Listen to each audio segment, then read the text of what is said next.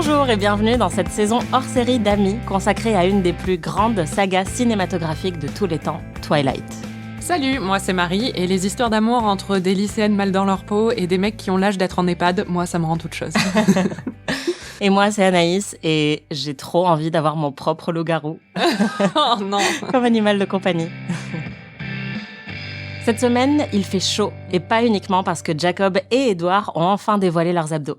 Et oui, aujourd'hui on s'attaque au deuxième film Twilight, Tentation, dans lequel on découvre que Jacob est un loup-garou, que Edward est un salaud, et que Bella est une grosse vicose. Et vous allez voir, on était un peu affligés. Alors c'est parti pour Amis, saison 2, chapitre 2, Consternation. Alors on inverse les rôles cette semaine, vous vous en êtes rendu compte, donc c'est toi Marie qui va nous faire un petit résumé en 30 secondes du film qu'on a regardé pour cet épisode. Edward largue Bella comme une vieille chaussette au milieu de la forêt parce que son frère Jasper a voulu la bouffer pendant une soirée d'anniv, normal. Elle ne prend pas super bien la rupture et passe le reste du film à chialer, hurler dans son sommeil, sauter de falaise et réparer des motos avec Jacob. Jacob, justement, puisqu'il faut en parler, son corps est en plein changement, il ressent des choses qu'il n'a jamais ressenties et il a envie de traîner qu'avec des mecs torse nu. Vous l'aurez compris, Jacob est un loup-garou. Après 2 heures sans Edward, on le retrouve enfin. Il pense que Bella est morte, du coup il va dans un village italien hyper joli pour se faire arracher la tête par Michael Sheen. Bella le sauve et ils se remettent ensemble. Il promet de la transformer en vampire si elle l'épouse. Tout ça pour ça. Voilà. 2 heures d'ennui. Magnifique. Comme vous l'avez vu, Marie n'a pas du tout aimé ce film. Non, c'est le plus nul de toute la saga. Moi, dans mes souvenirs, c'était le plus nul de toute la saga. Il faut quand même préciser qu'on s'est pas non plus fait chier devant l'intégralité de ce film, qui a quand même réveillé un peu l'adolescente qui sommeille en nous. En gros, à chaque fois qu'Edward était à l'écran, on était quand même un peu gaga, on a beaucoup gloussé. On va vous laisser écouter une petite compilation de nos réactions. Parfois, c'était des gloussements un peu ironiques, mais parfois pas. Ouais. Elle est tellement chien. Elle a soif. Oh Là, il est sexy. Un anglais tout pâle et maigrichon. Ah, my favorite. It's still my birthday. Kiss me.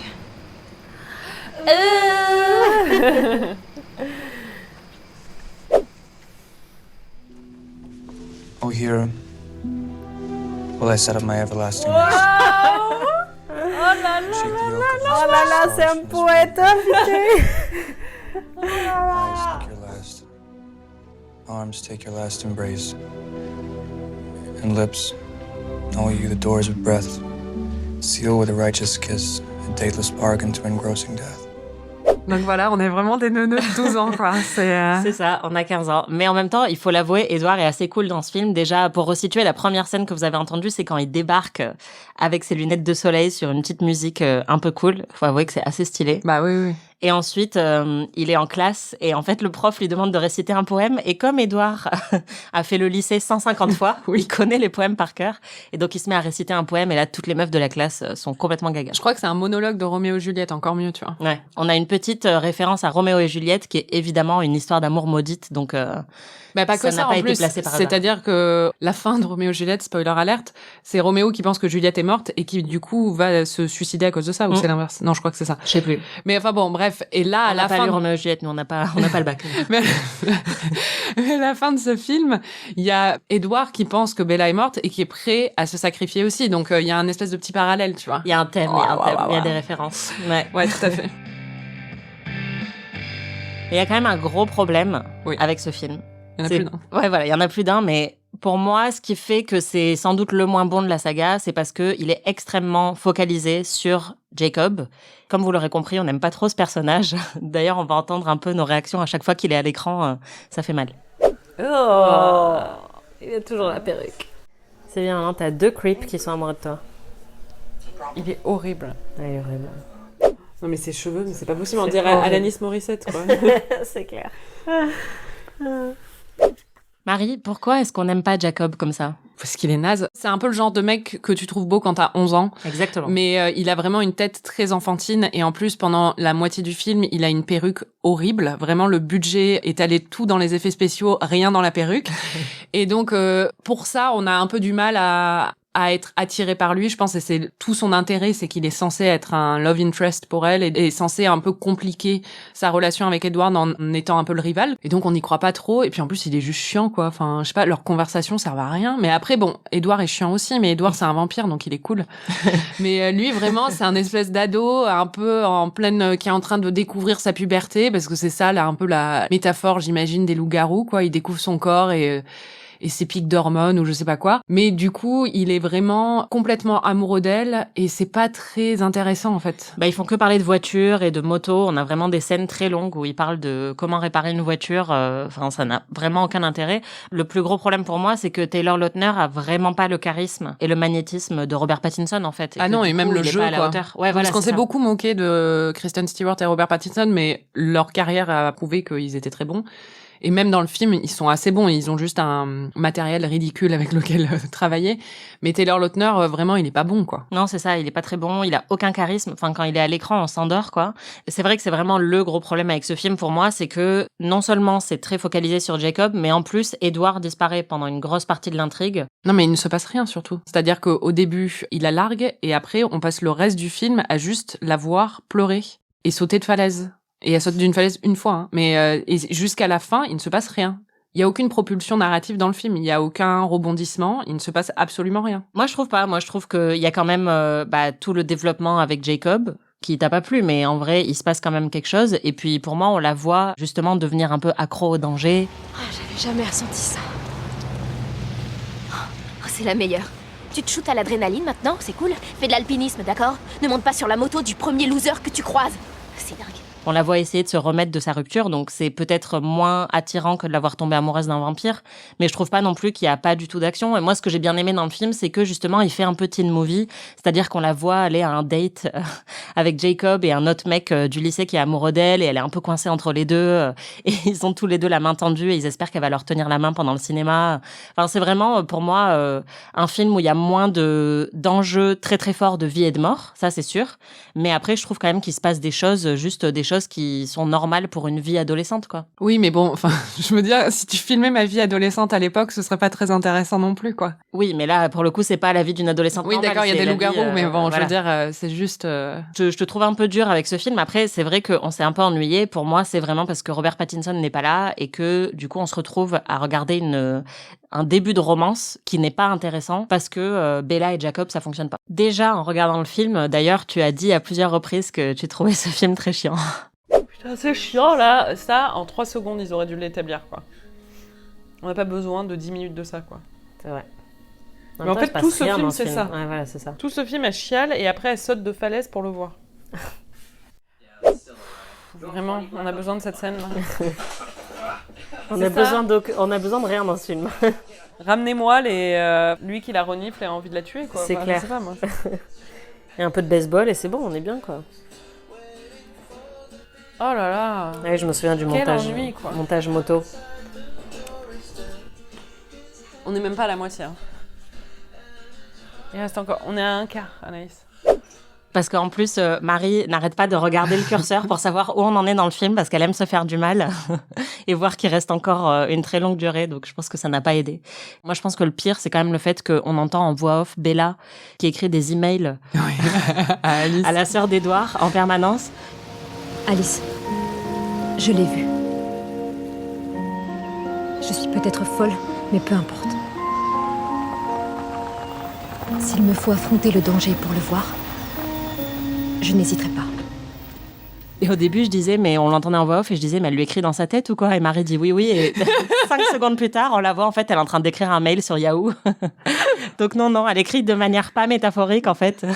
Et elle arrête pas. Et c'est vraiment horrible. Elle stalk Alice en lui envoyant des centaines et des centaines de mails auxquels Alice ne répond pas. Donc c'est vrai que ça, c'est un peu frustrant de la Mais voir. Alice les reçoit même pas, en fait. Elle a des delivery failures. Ouais, voilà. Donc ça, c'est une belle métaphore sur le film, quoi. Parce qu'elle envoie des messages qui ne passent pas. Mais oui, pour moi, le plus gros problème aussi, c'est que toute l'intrigue autour de la transformation de Jacob en loup-garou ne fonctionne pas très bien parce que c'est Jacob, on s'en fout, que Taylor Lautner joue pas très bien et que sa transformation arrive de manière un peu brusque, c'est-à-dire qu'ils sont au cinéma et ils commencent à s'énerver contre le pote de Bella, mais il passe de 0 à 3 milliards en 1 seconde. On va l'entendre, on a toutes les deux pas capté ce qui se passait alors qu'on a déjà vu le film plusieurs fois. I was feeling sick before the movie, okay? What is your problem? Right now, you're my problem. Mais... Feeling sick? Maybe you need to go to the hospital. What? Mais... You want me to put you in the hospital? What? Ah mais oui, c'est parce que c'est un loup-garou et qu'il a la montée de violence. Ouais. You're really hot. Like, you feel like you have a fever. Are you okay? I don't know what's happening. C'est comme les hommes, tu vois, à l'adolescence. Voilà, c'est ça, ils peuvent pas se contrôler. Exactement. Non, mais en plus, c'est la vrai que... grande leçon de ce film. Voilà, comme on l'a déjà vu, en fait, ce cliché dans plein d'autres œuvres sur les vampires et les loups-garous, notamment avec Oz dans Buffy, par exemple. C'est vrai que là, c'est particulièrement mal fait. Enfin, juste du jour au lendemain, il commence à agresser tout le monde. Et après, c'est bon, c'est un loup et il se met à porter des bermudas et avoir tout le temps chaud, quoi. Bon, il faut parler de Bella quand même dans ce film, qui donc pleure tout le temps et qui est une grosse victime, en fait. En vrai, elle pleure pas tant que ça, hein. Kristen Stewart n'est pas une grosse pleureuse, quoi. C'est juste qu'elle boude tout le temps. Enfin, elle pleure elle est beaucoup déprimée. quand même. Non, oui, elle regarde dans le vide, mais quand elle se réveille la nuit en hurlant, je suis là, meuf, c'est bon, tu t'es fait larguer. Ça fait 6 mois. Et elle se réveille toujours avec des cauchemars. Mais en fait, je pense que c'est le PTSD de sa relation et que c'est juste les souvenirs de ces mois passés avec Edward qui la hantent. Et c'est ça qu'il faudrait qu'elle écoute. Il faut qu'elle se désintoxique de lui, quoi. On va écouter un extrait de nos réactions quand elle est en train de se réveiller et de hurler dans son sommeil. On dirait un cochon qu'on est en train d'égorger. C'est vraiment hyper intense et c'est un peu flippant. It's like a huge hole has been punched through my chest.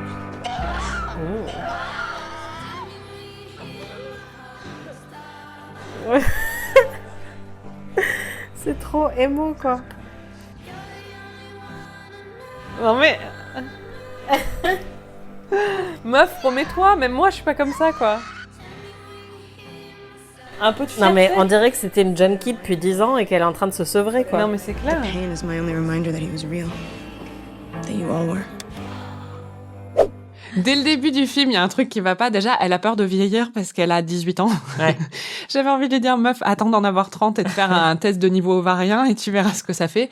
Mais oui, elle a peur de vieillir parce qu'elle ne veut surtout pas avoir 1 an de plus qu'Edouard, qui a 109 ans, hein, dans les faits, mais qui a l'air d'en avoir que 17, quoi. Ouais. Comme si avoir 18 ans au lieu de 17, ça changeait drastiquement ton visage. Ouais, c'est ça, et elle a des cauchemars où elle se voit vieille. Et après, on comprend, c'est-à-dire que dans sa relation avec un vampire qui ne vieillit pas, c'est un peu tout le principe des relations avec des vampires, c'est qu'elle, elle va continuer à vieillir et que lui, non. Et donc, on l'imagine pas à 60 ans avec un mec qui a l'air d'en avoir 17. Oui, mais elle a le temps de se préoccuper de ça, quoi. Oui, elle a pas besoin de complètement. s'en préoccuper à 18 ans. Complètement. Puis le problème, c'est qu'en fait, elle est tellement sous l'emprise d'Edouard, hein, n'ayons pas peur des mots, qu'elle fait que s'excuser tout le temps et elle est totalement soumise à ce que lui pense et au fait qu'il est vampire. Et donc elle voudrait être vampire aussi pour justement arrêter de vieillir. Et il y a vraiment un truc hyper dérangeant où pendant tout le film, elle lui dit je vaux rien, elle s'excuse de tout. Et il y a même d'ailleurs Jacob qui lui dit mais pourquoi t'es en train de t'excuser là parce que elle est devenue l'ombre d'elle-même et elle est hyper passive. Enfin, bah c'est déjà, vraiment, rien que quand il la largue, elle accepte ça, il lui dit je t'aime pas et elle accepte totalement en disant bah oui, je comprends. Enfin, comme si c'était une évidence alors que c'est très clair ce qu'il est en train de faire et qu'il aime vraiment et tout ça.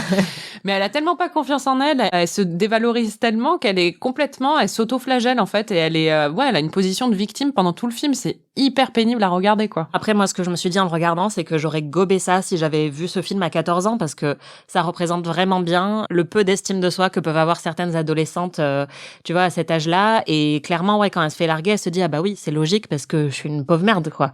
Et c'est vrai que c'est très difficile pour nous de voir ça, mais en même temps, je comprends pourquoi plein d'adolescentes se sont identifiées à ce truc-là, où on se dit en même temps, à la fin, non, il est quand même amoureux d'elle et lui, il est vraiment magnifique et c'est un vampire, alors qu'elle, elle se croit vraiment banale et inintéressante. Donc je peux comprendre, mais c'est vrai que c'est assez agaçant. D'ailleurs, on va l'entendre. Nous, on avait envie de lui faire un peu de coaching pendant le film et de lui dire crois en toi, Bella. Kill me, kill me. Oh putain, non mais elle est folle. Arrête. C'est clair. Crois en toi, meuf. Laisse-le mourir. Elle aurait dû lire plus de Chimamanda, elle. Hein. Ouais, c'est clair. You would give up your life for someone like us, a vampire. Voilà, parce qu'il y a quand même un autre problème, c'est que pendant tout ce film, c'est un peu les mecs qui décident à sa place. Donc là, on entend un moment où elle veut devenir vampire et donc sacrifier sa vie pour un mec qu'elle connaît à peine, ce qui est très dérangeant. Oui. Et encore une fois, qui la place vraiment dans une position de meuf totalement sous emprise. Et en fait, il y a plein de moments dans le film où ils disent « Non, tu devrais pas faire ci, je vais pas te laisser faire ça. » Et t'as envie de dire « Mais laissez-la tranquille, c'est une grande fille. » Alors bon, pas trop, elle a 18 ans. Mais je pense qu'elle devrait prendre un peu de temps, de distance, et vraiment réfléchir à ses actions et à ses décisions. C'est pas décider de se tuer tout de suite et de se marier avec un vampire. Voilà, je pense qu'elle devrait attendre un tout petit peu. On est toutes passées par là, on a toutes eu des périodes un peu dark ou des choses comme ça où on est tombé sur des mecs où il fallait pas trop. Il faut qu'elle prenne un peu de distance, mais c'est pas à Jacob de lui dire ça, quoi. Il faut qu'elle découvre ça par elle-même. C'est un peu agaçant. D'ailleurs, Marie, tu voulais nous parler d'une scène où, encore une fois, on voit un peu les mecs qui prennent les décisions à sa place, ou en tout cas qui se prennent un peu pour ces gardes du corps, quoi. Anatomie d'une scène, anatomie d'une scène, anatomie d'une scène. C'est une des 3 scènes où il se passe quelque chose dans le film. C'est pour ça que je l'ai choisi. C'est la scène d'anniversaire de Bella. Donc, elle ne veut vraiment pas fêter son anniversaire, on l'a dit, parce qu'elle a peur de vieillir. Et parce qu'elle mérite pas d'attention. Oui, c'est ça aussi, forcément. Et en fait, la scène se déroule, ils organisent une soirée d'anniversaire pour elle chez les Collins, parce que qui n'a pas envie de fêter son anniversaire chez sa belle famille? Et bon, Bella n'a aucune envie d'être là, c'est très très clair. Et surtout, les Collins, au bout de 100 ans, n'ont toujours pas compris comment rendre une situation sociale un peu gênante moins gênante. Quoi. Ils ne savent pas se comporter. Il y a quand même Emmett qui confirme son statut de himbo en disant à Edward an older woman. Huh? What? Emmett, voilà. On distribue les cadeaux à Bella, qui n'a pas du tout envie d'en recevoir, mais qui les ouvre quand même. Et alors qu'elle ouvre le cadeau de Esme et de Carlyle, elle se coupe le doigt avec le papier cadeau. Ce qui arrive très souvent. Hein. Ce qui arrive très souvent, mais moi, quand ça m'arrive, je ne saigne pas beaucoup quand même. Ça fait mal, mais tu saignes pas énormément. Sauf que elle, tout de suite, il y a une grosse goutte de sang qui dégouline et qui vient s'écraser sur le tapis au ralenti. Et là, Jasper, qui est devant son repas préféré, Jasper, qui depuis des années vit dans la frustration et la constipation totale, perd tous ses moyens et se jette sur Bella. Oh non. Je me suis tous vouloir la sucer. Un en particulier. Jasper. Oh mon Dieu. Oh, sympa, non mais super l'anniversaire quoi.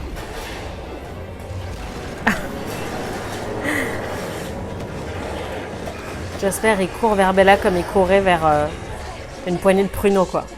Pour être libéré.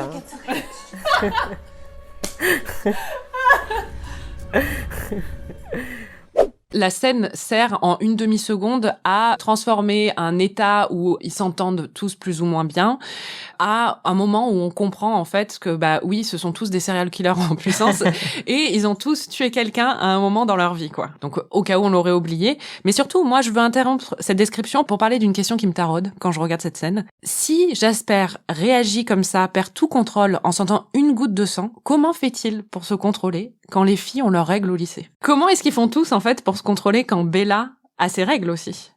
Est-ce que c'est une simple omission? Est-ce que c'est une nouvelle expression du tabou autour de la menstruation qu'on retrouve dans ce film? Ou est-ce qu'indirectement, le film essaie de nous dire que le sang des règles serait peut-être moins désirable que le sang des coupures?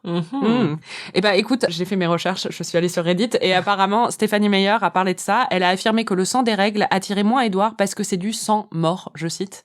Voilà. Bon, c'est pas très scientifique, hein, c'est pas vraiment le cas. Je vois la logique. Et puis pour moi, il y a aussi le fait que là, son doigt est exposé et qu'il y a du sang qui est tombé sur le sol, alors que quand t'as tes règles, t'es pas en train de publiquement saigner, tu vois, genre ça reste quand même contenu, quoi. Oui, mais ils ont pas besoin de voir le sang pour le sentir, quoi. Et puis quand t'as tes règles, tu perds quand même beaucoup plus de sang, on va pas rentrer. Par contre, je pense que l'odorat d'Edward doit être hyper développé. J'aimerais bien qu'on ait une scène où il la renifle pendant qu'elle a ses règles, ce serait super drôle. Apparemment, elle a dit aussi qu'il était trop un gentleman pour lui faire remarquer qu'elle avait ses règles. Voilà. Bon, bref, je m'égare. Revenons à notre scène. Sous nos yeux, Jasper se transforme donc en monstre. Il est contrôlé par ses pires pulsions. Et Bella, en face, est bien sûr totalement vulnérable et faible. Elle ne peut pas se défendre elle-même. Et c'est donc Edward qui doit se transformer lui aussi en monstre pour la défendre. Il envoie valdinguer contre le mur. Elle se blesse encore plus, elle s'ouvre le bras. Et en fait, on se retrouve face à une Bella qui n'a pas du tout le contrôle de la situation, qui n'est plus au centre des événements, qui est complètement dépossédée de toute autonomie, et deux mecs qui se battent, l'un pour l'attaquer et l'autre pour la protéger, et qui sont complètement réduits à leurs pulsions les plus basses, quoi. Et c'est une scène, en fait, qu'on va retrouver, qui est reflétée dans une autre scène plus tard, qui est la scène où Bella apprend que Jacob est un loup-garou, où là aussi, en fait, elle va se retrouver face à un des amis de Jacob, qui est lui aussi loup-garou, qui est vexé, bon, elle le baffe, c'est vrai, mais du coup, il commence à s'énerver, il perd tout contrôle, il est dominé par la violence, et il l'attaque, il se transforme en loup-garou, et qui est là pour la sauver, encore une fois, parce qu'elle est vulnérable? Eh ben, Jacob, qui se transforme lui aussi en monstre et en loup-garou, et ils se battent. Elle reste à regarder ça et elle sait pas quoi faire. Et c'est vraiment une dynamique qu'il y a dedans où on a l'impression que il faut qu'elle soit tout le temps sauvée, qu'elle est à la fois la victime constante des pulsions des hommes autour d'elle, qui ne peuvent pas contrôler apparemment, et qu'elle ne peut être sauvée que par d'autres hommes. Donc c'est un peu ça que nous dit aussi cette scène qui est très importante parce que c'est la scène aussi qui va justifier la rupture de Edward avec Bella. Ouais, c'est une belle morale qu'on apprend, et de surtout ne pas provoquer trop les pulsions des hommes. Et ah bah oui, non, s'ils perdent tout contrôle, c'est bien de la faute des femmes. Bah oui. Voilà, qui les ont un peu trop provoqués, quoi. Bah oui, c'est ça. Merci Twilight pour cette belle leçon. Et merci Marie pour cette petite analyse. Ce qui se passe après cette rupture, qui est tragique, et que tu as très mal vécu, Marie, où on disait quand même c'est horrible ce qui se passe. Enfin, elle se fait vraiment larguer. Ah oui, non, c'est horrible. Comme une merde. Non, clairement, c'est horrible. C'est vraiment horrible. Tu ne veux plus de moi. Non. Sache que cette fois, tu ne me reverras jamais. Je ne reviendrai pas. Ce sera comme si je n'avais jamais existé, je te le promets. Et ensuite, elle a plus aucune nouvelle. Elle se fait ghoster par Edward et par toute sa famille. Elle fixe sa fenêtre pendant des mois et des mois. Et en fait, elle trouve une technique pour se sentir quand même proche d'Edward, malgré tout, c'est qu'elle devient une accro au danger. Parce qu'il lui avait dit surtout, ne prends pas de risques. C'est ce qu'il lui a dit en la larguant, donc il la largue comme une merde, mais il lui dit, mais fais attention à toi. Voilà, parce qu'elle est un peu faible et fragile. Prends soin de toi surtout. C'est ça. Donc, te mets pas dans des situations dangereuses parce que tu n'es qu'une pauvre petite... Voilà, mais du coup, tout ce qu'elle fait, c'est se mettre dans des situations dangereuses. Donc à un moment, elle monte sur la moto d'un mec. Qu'elle connaît pas. Voilà, du coup, elle part dans un tour de moto et elle voit Edward apparaître devant elle. Et donc après, elle va essayer de reproduire ça à chaque fois. En fait, Edward lui apparaît un peu comme une hallucination et les effets spéciaux font qu'il ressemble un peu à un fantôme. C'est assez bizarre. On va entendre nos réactions à ce comportement très dangereux de Bella. Mais meuf, mais qu'est-ce qu'elle fait, quoi? La meuf, elle parle à des fantômes en montant sur la moto des inconnus, quoi. Mais elle est folle. Tu sais qu'une fois, je fais ça, moi, à Austin. Anaïs, dis-nous en plus.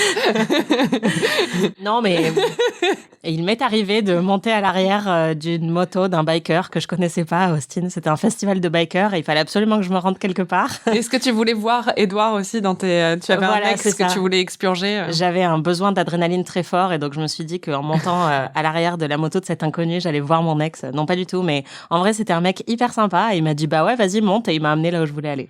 Voilà, super. Donc le son, les bikers voilà, sont très sympas en fait.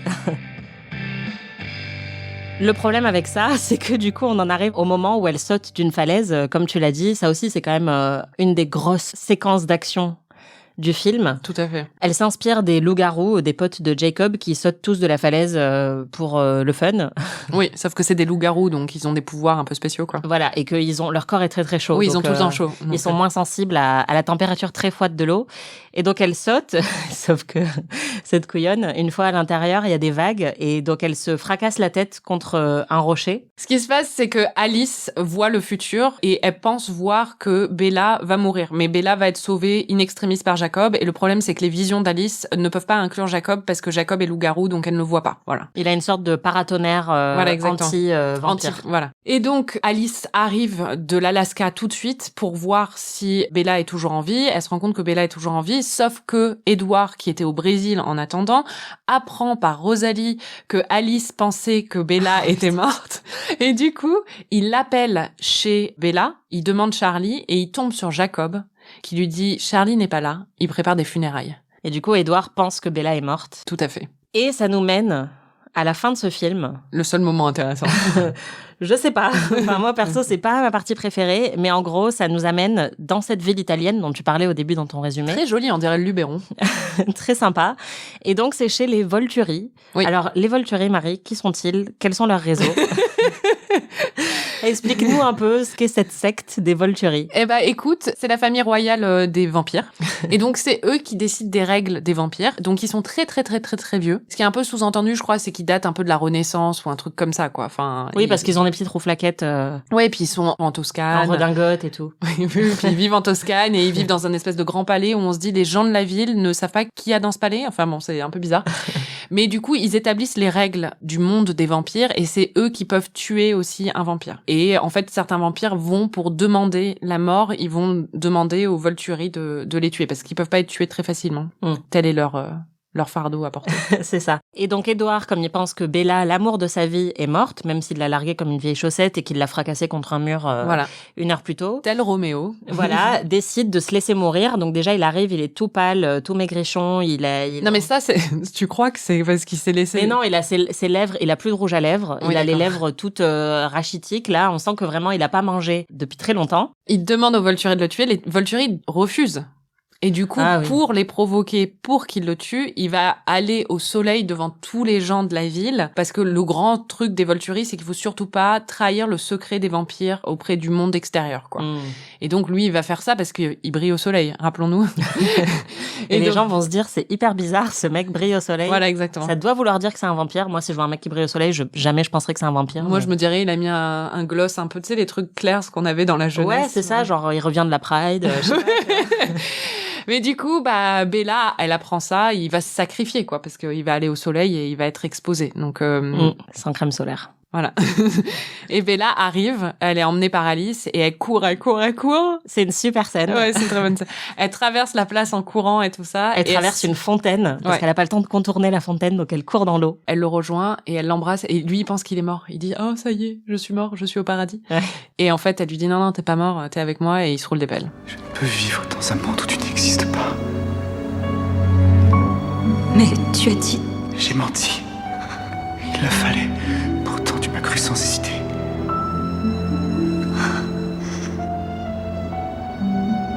Parce qu'il n'y avait pas de raison pour que tu m'aimes. Je veux dire, je suis une simple humaine. Je ne suis rien. Bella, tu es tout pour moi. Tout ce qui importe. Et après, il y a des bastons entre vampires avec Édouard, Bella, on s'en fout un peu. Oui, enfin bon, on s'en fout parce que c'est chiant, mais ça a des grosses incidences sur le futur de la saga quand même. C'est vrai. Enfin, c'est-à-dire que ça va impacter tous les autres films. C'est littéralement l'intrigue qui commence de tous les autres films, mais oui. Oui, parce que les Volturi veulent tuer Bella parce qu'elle en sait trop, elle en a trop vu, mais en même temps, ils se rendent compte qu'elle a des super pouvoirs puisqu'ils ne peuvent pas lire dans ses pensées et que même tous les autres pouvoirs qu'ils ont ne peuvent pas s'appliquer à elle. Et en fait, Alice, enfin la famille d'Édouard, promet de transformer Bella en vampire pour faire la paix avec les Volturi. Et donc là, on comprend que Bella va devenir une vampirette. Peut-être. Voilà, peut-être. En tout cas, c'est la promesse qui a été faite. On arrive à la fin du film, juste après avoir quand même vu que la manière dont les Volturi se nourrissent, c'est qu'ils font visiter leur basilique à plein de touristes et qu'en fait, les touristes, c'est leur repas. Ils ont bien raison. C'est ça qu'il faut faire des touristes. Et on va entendre le moment où je réalise ce qui est en train de se passer. Yes, they do look rather juicy. Say something to me. This way, please. Stay together. C'est horrible. Ouais. Oh putain, les bâtards. Putain, ça donne pas envie d'aller en Italie, hein. T'imagines? Là où tu me laisses. Donc, si vous allez en Italie cet été... Attention, faites très attention. Voilà, faites très attention avant de rentrer dans une basilique qu'on vous ferait visiter, parce que franchement, ça sent les ennuis. Donc ensuite, Bella et Édouard et tout le reste retournent à Twin Peaks, retournent dans la forêt, parce que c'est au même endroit, hein, c'est dans l'état de Washington. Et Bella a enfin, la grande leçon du film, c'est qu'elle a enfin décidé de changer pour son homme. Ah ben non, parce qu'elle voulait déjà qu'il la change dès le début. Oui, mais là c'est bon quoi, c'est acté. Non mais c'est lui qui refusait en fait. Et là, il a compris qu'il a essayé de partir pour la protéger, et il s'est rendu compte qu'en partant, ça l'a pas protégée. Donc là, il a compris qu'il fallait qu'il soit avec elle. Et vu qu'elle veut être transformée en vampire et qu'il y a eu ce truc, il est d'accord pour le faire. Mais à une condition. Attention, parce que c'est ça. C'est Twilight, et Twilight a été écrit par une autrice mormone, hein, donc il demande à ce que elle l'épouse avant. Parce c'est ça. Que, ce qui confirme quand même que la métaphore de la morsure de vampire et de la pénétration est vraiment correcte. Oui, c'est ça, puisqu'il ne va donc pas la pénétrer jusqu'à ce qu'elle l'ait épousée. Et alors, on arrive quand même à un des moments les plus problématiques de ce film, c'est que toute la famille... Donc Bella veut se faire changer en vampire, c'est son choix. C'est un choix qui est con. Mais voilà. Mais ça devrait être son choix. Et en fait, toute la famille d'Edward vote pour décider si oui ou non ils vont la transformer en vampire, alors qu'elle, c'est ce qu'elle veut. Et donc là, on assiste à une scène un peu absurde où les uns après les autres, ils disent oui, tu seras un vampire, non, tu ne seras pas un vampire. Et on a envie de dire, mais laissez-la faire ce qu'elle veut. Et il y a aussi Jacob qui dit non, je vais pas te laisser faire ça. Après, là où je défends leur approche des choses, c'est que ça les expose. C'est-à-dire que c'est une humaine qui passe beaucoup de temps avec eux. Une fois qu'elle va être transformée en vampire, elle va disparaître de la circulation. Et en tout cas, elle va redoubler au moins 15 ou 16 fois. Voilà. Mais du coup, il va y avoir un problème, c'est-à-dire que les gens vont suspecter les Collins et il se peut que leur secret soit dévoilé. Donc c'est pour ça qu'aussi ils votent sur ce genre de truc, je pense. Complètement. Mais bon, c'est quand même un peu abusé. Bon, moi j'attends avec impatience le mariage parce que franchement, la meilleure partie de Twilight, c'est quand même... ah bah c'est ça. Quand ils se marient et qu'ils partent en lune de miel et qu'elle se rase les jambes. On voulait faire un petit aparté sur la carrière de Robert Pattinson et Kristen Stewart. T'en as parlé un petit peu, Marie. On s'est quand même pas mal moqué d'eux, surtout de Kristen Stewart, au début de la saga. Or, maintenant, ils sont un peu devenus tous les deux les enfants chéris du cinéma américain indépendant. Et en fait, les deux ont fait des choix de carrière très intéressants post-Twilight, puisqu'ils ont décidé de travailler quand même principalement avec des cinéastes qui font plutôt du cinéma d'auteur. Donc, Kristen Stewart, déjà, elle a travaillé avec Olivia Assayas, avec Kelly Reichardt. Elle a fait Still Alice aussi, qui était nommée aux Oscars. Donc, ça a un peu redoré l'image qu'elle avait post-Twilight. Robert Pattinson, lui, il est à fond. Il a travaillé avec Cronenberg, avec les frères Safdie, avec Robert Eggers. Donc, il a eu plusieurs films qui ont déjà été à Cannes. Donc, c'est vraiment devenu un peu l'enfant chéri du cinéma indé. Il a travaillé avec Claire Denis, avec James Gray. Donc, on voit vraiment des choix de carrière qui sont à l'opposé total de Twilight. On sent le petit traumatisme. Voilà, c'est ça. La théorie de Marie, c'est qu'ils ont voulu un peu se racheter, en fait. Bah oui, clairement. Moi, je pense que c'est aussi qu'ils ont gagné assez d'argent pour pouvoir faire ce qu'ils avaient vraiment envie de faire. Et dans le cas de Kristen Stewart, ce que je trouve très intéressant, c'est que c'est devenu la risée, quand même, de la critique à l'époque des films Twilight. Tout le monde disait que, je cite, c'est des vrais extraits de critiques, qu'elle était vide, inexpressive, sous anxiolytique, qu'elle avait la même expression pendant tout le film ou qu'elle était ridiculement mauvaise.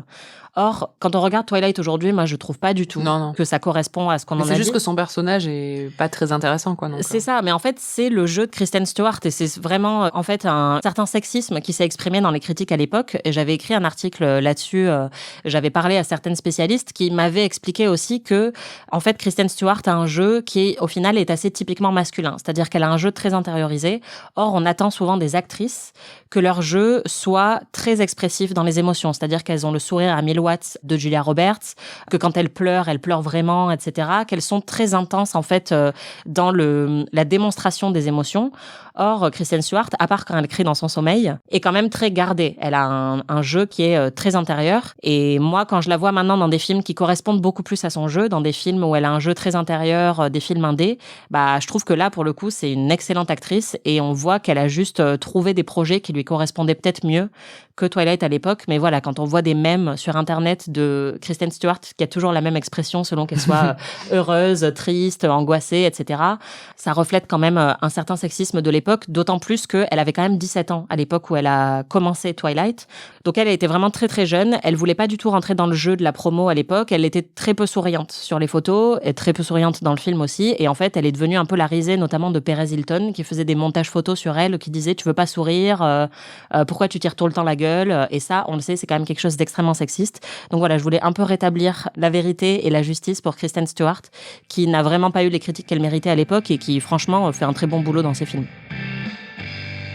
On va finir juste sur les guest stars parce qu'il y en a quand même deux qui ont attiré notre attention. Déjà, il y a Michael Sheen qui joue donc le roi des Volturi. Oui, c'est ça. Michael Sheen qui jouait Tony Blair dans The Queen, qui a aussi joué dans Underworld, qui a joué dans Masters of Sex, qui joue dans pas mal de navets, mais aussi des trucs bien. Donc voilà, mais on l'aime bien, il est sympa. Ouais, il est très sympa. Et il y a aussi Dakota Fanning. Oui. Que tu attendais avec impatience. Je l'adore. Elle a un maquillage incroyable dedans. Et Dakota Fanning, si je me souviens bien, l'histoire, c'est qu'elle était fan de Twilight. Et elle était hyper contente de jouer dedans. Et je crois même qu'elle avait un crush sur Robert Pattinson. Donc voilà. Wow. Elle voulait absolument jouer dans. Ah bah, je suis hyper contente pour elle, tu vois. Moi aussi. Qu'elle ait réalisé son rêve et qu'elle ait partagé des scènes. En plus, elle partage une scène avec Robert Pattinson où elle lui dit souffrance. Et le mec commence à souffrir intensément. Et c'est un peu ce qu'on aimerait tout avoir. Oui, c'est vrai. Comme pouvoir. Donc Dakota Fanning est très bien dans ce film. Avant de se quitter, Marie, quelle est pour toi la meilleure réplique de ce film ? Bon, il y en a pas beaucoup de très bonnes. Il y en a plein de très bonnes. Alice qui dit à Bella... Bella, mais qu'est-ce que c'est que cette effroyable odeur de chien mouillé ? En parlant de Jacob, c'était pas mal. C'est clair. Et toi ? Pour moi, la meilleure réplique, c'est quand Bella vient de découvrir avec choc et stupeur que Jacob est un loup-garou et qu'ils sont sur la plage et qu'elle lui dit « Alors tu es un loup-garou ?» Et il lui répond « Ouais, aux dernières nouvelles. » Quand même, gros niveau d'écriture. Quel est pour toi le moment le plus émo ? Il n'y a littéralement que ça. En fait, ce film est un grand moment émo. Mais je dois dire que vraiment crier dans son sommeil suite à une rupture, c'est très, très, très émo, quoi. C'est clair, c'est assez intense. Et toi ? Moi, j'ai noté, à la fin, quand elle parle à Edward, elle lui dit je veux dire, je suis une simple humaine. Je ne suis rien. Et je trouve ça assez intense, quand même. Ouais, c'est vrai. Enfin, le MVP. Marie, qui est ton MVP pour ce film ? Je pense que c'est Dakota Fanning, son personnage. Parce qu'elle a un pouvoir assez génial. Et toi ? Moi, mon MVP, c'est Jasper. À chaque fois, c'est Jasper. Non, la dernière fois, c'était le mec qui pensait à son chat. Ah oui, c'est vrai. Là, c'est Jasper qui n'a que 2 scènes dans ce film. Mais déjà, la première, c'est quand il se jette sur Bella comme sur un bol de pruneaux. Et la deuxième, c'est quand il la voit à la fin et il est content qu'elle devienne vampire parce qu'il lui dit « Ça m'éviterait d'avoir constamment envie de te tuer. » Voilà, merci Jasper. Franchement, tu illumines ma vie à chaque visionnage. Merci de nous avoir écoutés. Merci Marie. Merci Anaïs. Vous pouvez retrouver tous les épisodes d'Amis sur Slate Audio ou votre plateforme de podcast préférée. Notre prochain épisode couvrira le 3e film de la saga Twilight, Twilight Hésitation. Va-t-on vraiment le regarder ? Je ne sais pas. N'hésitez pas à regarder les films en même temps que nous et à partager vos impressions sur les réseaux sociaux. Et si vous êtes fan de séries, vous pouvez aussi écouter notre podcast PIC TV où on analyse l'actualité des séries. Si vous avez aimé cet épisode, un peu plus que Marie a aimé ce film, vous pouvez nous laisser 5 étoiles et un petit commentaire. Et vous pouvez aussi nous hyper, évidemment, auprès de tous vos amis. On se retrouve la semaine prochaine pour de nouvelles aventures. Amis est un podcast produit par Slate.fr sous la direction de Christophe Caron et Benjamin Ours avec Aurélie Rodriguez.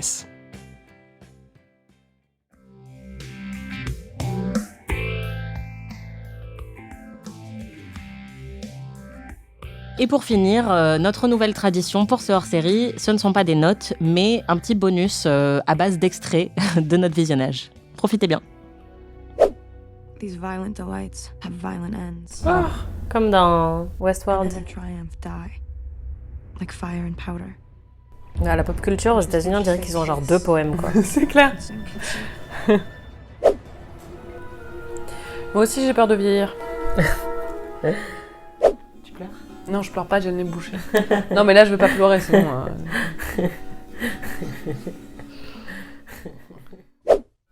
I'm coming. Ah, you wish.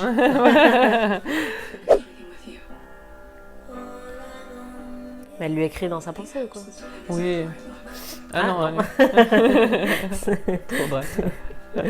Sur Yahoo. Je pensais qu'il y avait des nouveaux pouvoirs.